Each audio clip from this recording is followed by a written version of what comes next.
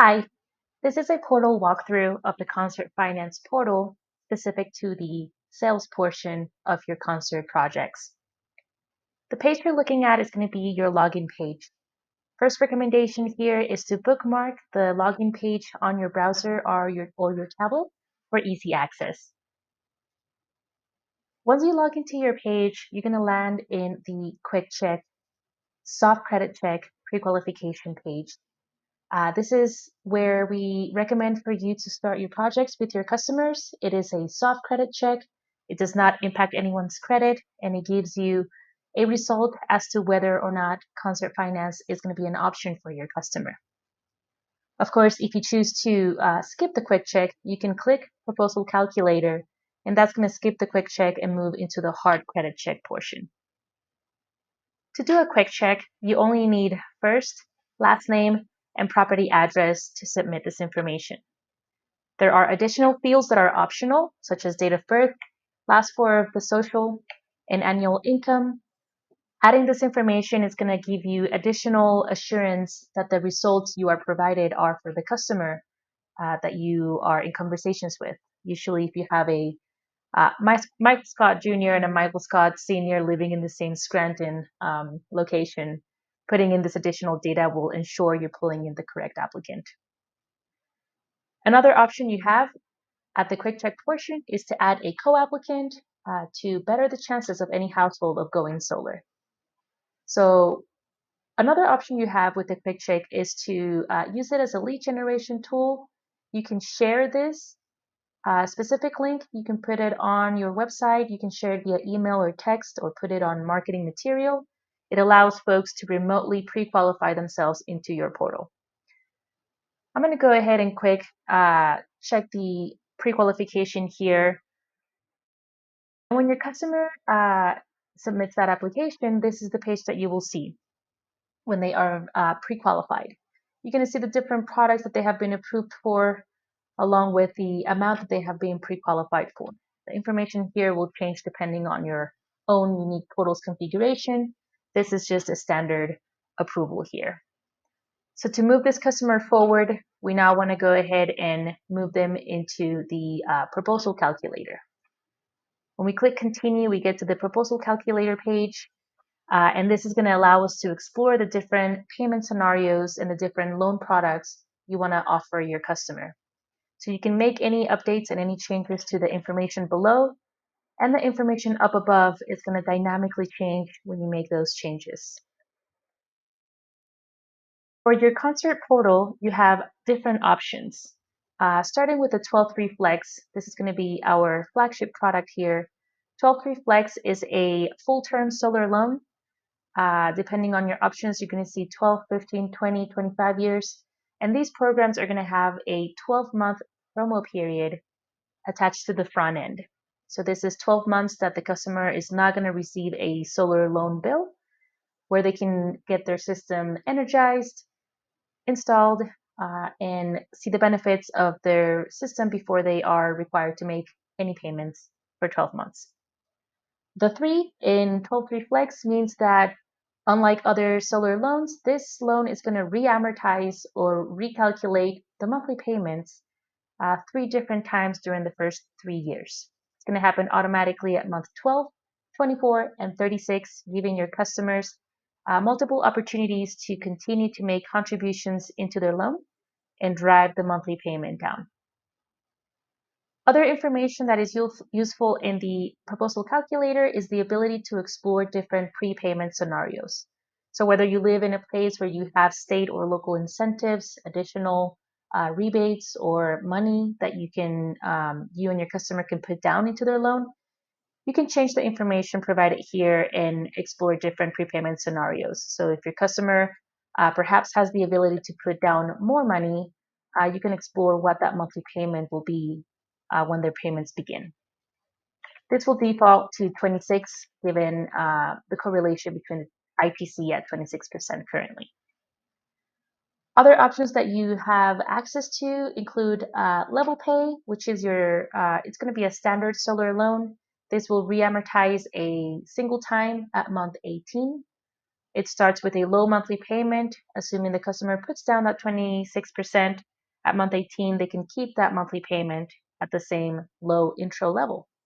Of course, like the 12-3 Flex, making that contribution is not a requirement, so there's no penalties other than, of course, their monthly payment will be recalculated to a higher amount if they don't make that contribution. That is with the level pay. Same as cash is an option that is great for your cash buying customers. If they need a couple of months to put the money together, you have an option here for them. I'm going to stay with the 12-3 Flex here and move this customer forward through the portal. So once I'm ready to move them forward, we started them with the quick check. We have explored those payments. Now we want to go ahead and submit the customer for the hard credit check. So now we're moving forward through the process on the top. Now we're being asked to add additional information on the customer and the project to move this forward. So name, last name, phone number, and email address. It's going to ask us to also verify, make sure that the property address and the zip code is correct. For your concert finance projects, we do have a requirement to get a payment authorization from the customers on the different disbursements. So what we've built into the portal is the ability to send those authorizations via SMS, via text message. And that's what this checkbox means. It means that we will give you and your company the opportunity to just click a button, sends the customer a text message, customer replies yes, and we can process those disbursements pretty quickly. Of course, we are never going to use this for any marketing purposes. And if you have customers that are not interested in text messaging, they can always opt out and get the authorization via DocuSign.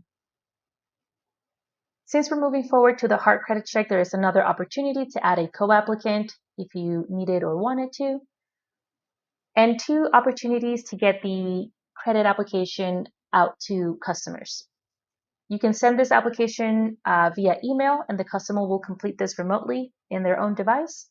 Or if you are with them at the kitchen table in their living room, you can use your tablet or your laptop and have them apply in person. I will show you what the in-person sequence looks like, but it is exactly the same if you decide to send this over email. Before we get to the hard credit check, we are going to ask the customer to confirm that data that you have been entering in your portal. So the first thing that we want to confirm is to make sure that the customer's name is as it appears in their government-sponsored ID. In this case, we definitely want to see a Michael, not a Mike, things of that sort. When they're ready to move forward, they're also going to confirm the information that you have entered pertaining their project. So customer personal information, as well as property address, zip code, and all of the data related to their project. Once they're ready to move forward, they're going to confirm that information, and now they have arrived at the application for credit. So at this point, there should not be any ambiguity that this is an application for credit. It's going to lead to a hard credit check. And the information that was previously optional, it is now required, which is the full SSN, the date of birth, and the customer's annual income. The customer in this case is controlling your device. They are entering this information and they have access to read all the disclosures provided with their application for credit.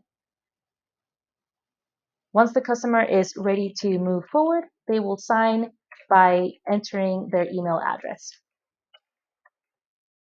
and click Apply for Credit. Now, because this is the in-person sequence, we want to make sure that you are in control of the conversation at all times. So since the customer was entering their information and submitting for the credit application, we are now going to ask the homeowner to please return the device back to you so that you are in control of the results. This page will not change until you click View Results here at the bottom. And what you're going to receive is the actual results of the credit application. Again, the quick check is a pre-qualification. Now that we have applied for credit, we see information pertaining the credit check, information pertaining the title check, and the customer's official approval. So this is a firm credit decision. In this case, this customer is eligible for $75,000 worth of money for their solar project. In some cases, depending on the customer's credit worthiness, you will see a max with document column on the approvals. What this means is that if you find yourself needing to extend the line of credit on your customer's project, the customer may provide us with income documentations. If they can prove a certain level of income, then there is the opportunity of extending that line of credit, in this case, to a maximum of $100,000. Of course, this is not a guaranteed, it is an opportunity pending the income documentation and the income they provide us. But the option is there. Of course, if the approval amount is more than enough, there is no need to add the additional layer of income docs. This is a firm decision on our end. Now, the last part of the sales presentation and the sales process here is to make sure that the customer gets the loan documents signed. This is the very last step, and always encourage to get to that step, regardless of there being additional documents required. So if, for example, we needed to extend the line of credit of this customer, let's just say $80,000 here, it's going to surpass the approved amount, the system will automatically tell me what I need to do and how I can get this resolved. So it's going to tell me we're going to need a verification of income in this case. This is the different types of documents that will qualify. Here is a button. If you are with your customer, you can take a picture and upload that for our team to review. Otherwise, you can send an email to the customer and they can upload that additional documentation on their own device.